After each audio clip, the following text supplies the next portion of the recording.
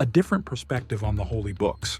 Holy books are accepted without question by millions of believers around the world. Many believe that the prophets transmitted these texts directly from God.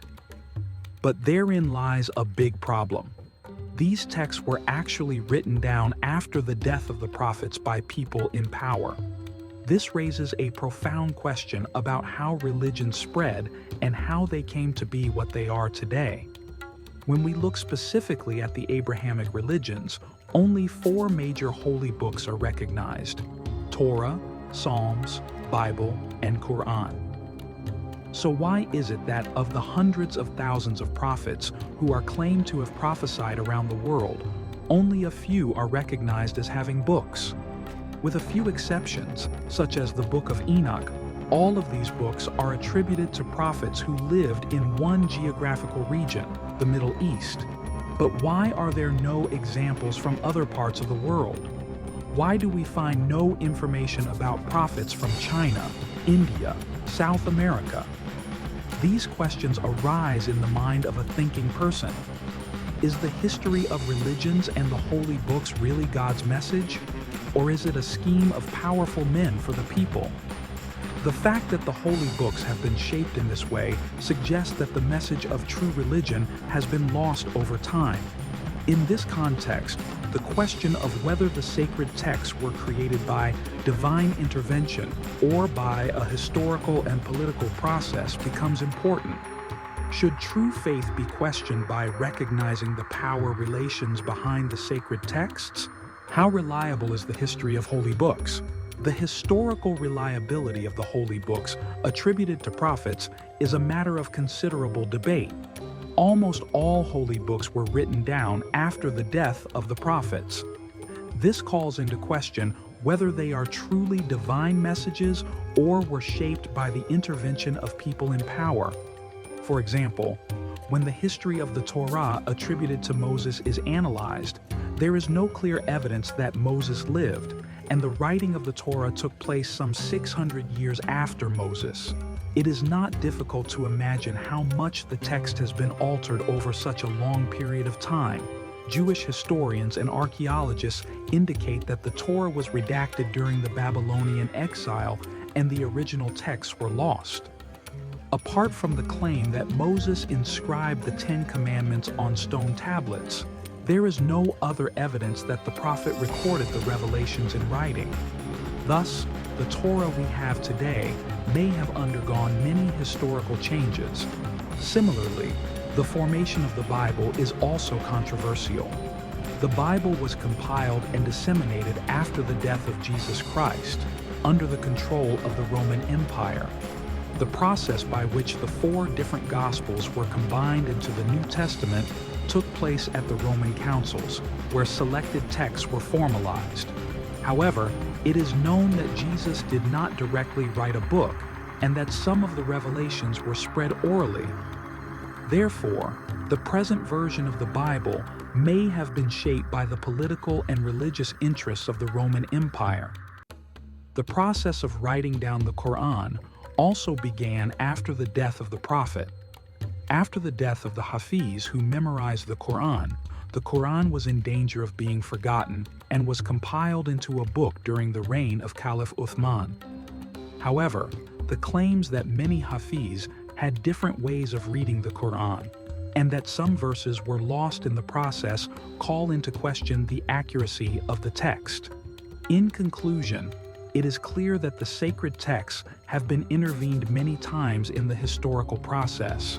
Do they really carry God's message, or have they been rewritten under the influence of political and social forces? The reliability of religious texts may have been lost in the depths of history. The corruption of religions and historical fallacies.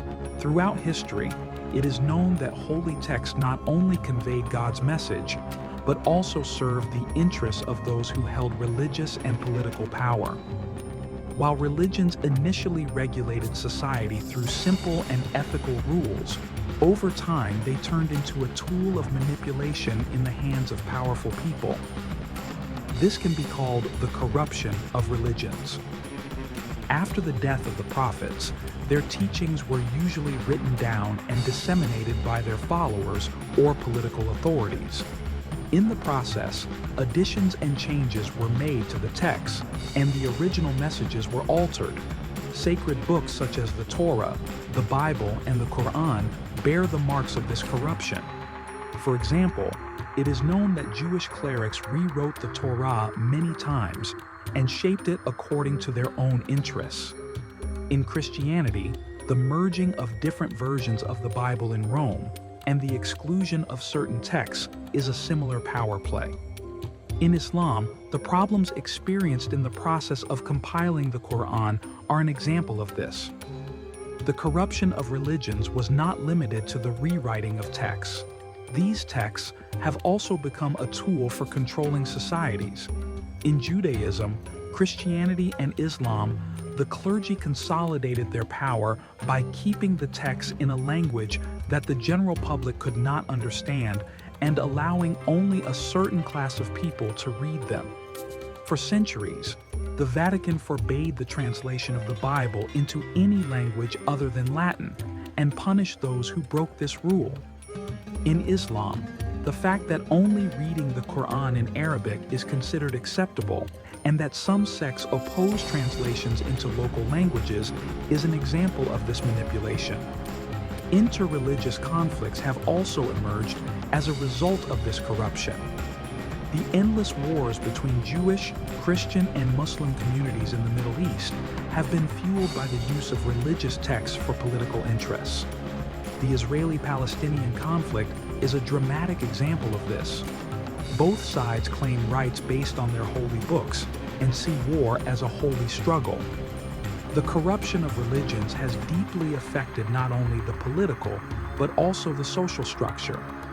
Many religions have developed discriminatory attitudes towards women and weaker communities and legitimize these attitudes through sacred texts.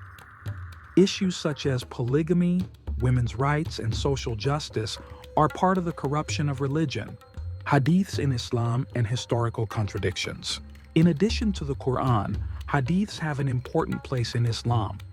Hadiths are considered to be the words and actions of the Prophet and form the basis of religious practices in the Islamic world.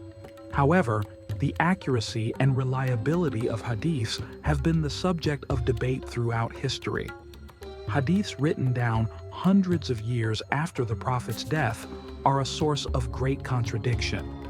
First of all, the writing down of hadiths began about 200 years after the Prophet's death. Such a long period of time means that the hadiths underwent major changes during their oral transmission. Serious doubts arise about the authenticity of the narrations. This is because hadiths were mostly transmitted by word of mouth and eventually written down. Even sources such as Bukhari and Muslim, which are considered to be the most reliable collections of hadith in the Islamic world, were severely criticized during this process. Although these compilations contain thousands of narrations, their accuracy is questionable as they were written about 2 centuries after the Prophet. Even the Quran itself gives some clues that cast doubt on the reliability of hadiths. For example, the Quran emphasizes that the Prophet was a prophet, a messenger who conveyed only the message of Allah. However, the hadiths contain many details about the Prophet's daily life and personal behavior. This creates the impression that the Quran and the hadiths contradict each other on some issues. In addition, many hadiths contain information that is irrational and contradicts science in the modern world. Recommendations such as drinking camel's urine or statements such as that women are the people of hell are questioned by many Muslims. Such problems with the content of hadiths have led to a serious division in the Islamic world. While some Muslims argue that hadiths should be rejected altogether, others argue that only those hadiths that are considered authentic should be taken into consideration. This division has led to the emergence of different sects and belief systems in the Islamic world. The Salafis accept hadiths literally, while movementists such as the Mu'tazilites argue that hadiths should be handled rationally.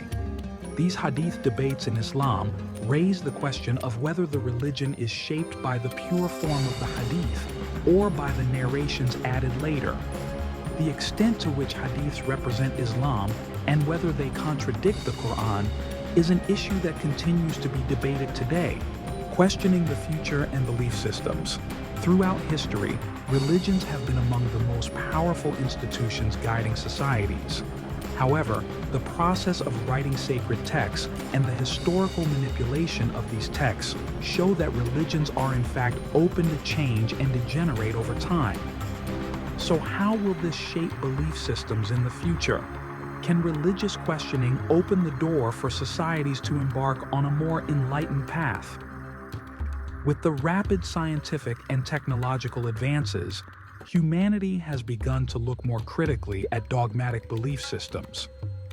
The rapid spread of knowledge and the culture of questioning in the modern world have begun to change traditional perspectives on sacred texts.